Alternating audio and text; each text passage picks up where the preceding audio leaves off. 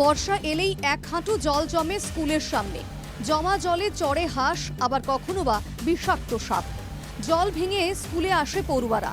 জীবনের ঝুঁকি নিয়ে পড়ুয়াদের যাতায়াতে শঙ্কিত অভিভাবকরা। দক্ষিণ ২৪ পরগনার কুলপির রামকৃষ্ণপুর গ্রাম পঞ্চায়েতের মেনাপুর অবৈতনিক প্রাথমিক বিদ্যালয়ের সামনের রাস্তার এমনই দশা।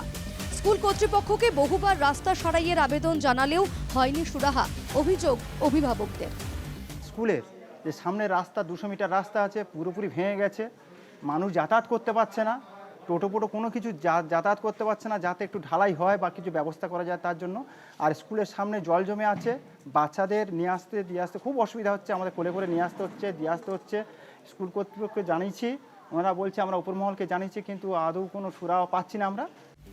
স্কুল কর্তৃপক্ষের দাবি, স্কুলের পাশেই রয়েছে একটি বড় পুকুর, যার গার্ডওয়াল ভেঙে পড়েছে। ফলে অল্প বৃষ্টিতেই হাঁটু জল জমে স্কুলের সামনে। এমনকি স্কুলটি যে কোনো মুহূর্তে ভেঙে পড়তে পারে বলে আশঙ্কা প্রধান শিক্ষকের। আমরা চাইছি যাতে আমাদের এই বাচ্চারা স্কুলে সঠিকভাবে আসতে পারে। বাচ্চারা যে রাস্তা দিয়ে আসে, ওই রাস্তাটা সবসময় বর্ষাকালে জলে পরিপূর্ণ হয়ে যায়, যার জন্য বাচ্চারা আসতে গিয়ে পড়ে যায়।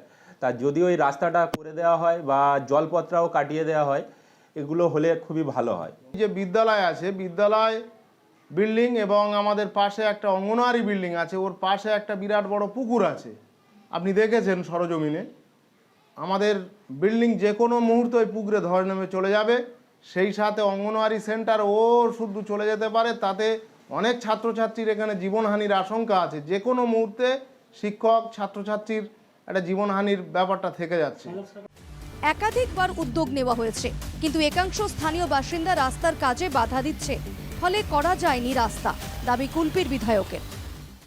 ওখানকার পাবলিক বাধা দিচ্ছে।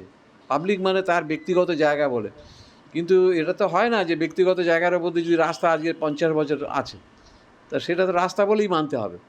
কিন্তু সেইগুলো মানতে চাইছে না, বিভিন্নভাবে সমস্যা তৈরি করছে, যার জন্য এই রাস্তাটা করা যায় না। এভাবে আর কতদিন প্রাণের ঝুঁকি নিয়ে যাতায়াত করতে হবে স্কুলের পড়ুয়াদের? কবে হবে মেনাপুর অবৈতনিক প্রাথমিক বিদ্যালয়ের সামনের রাস্তা? প্রশ্ন স্থানীয়দের। কুলপি থেকে অরিজিৎ মণ্ডলের রিপোর্ট, NKTV বাংলা।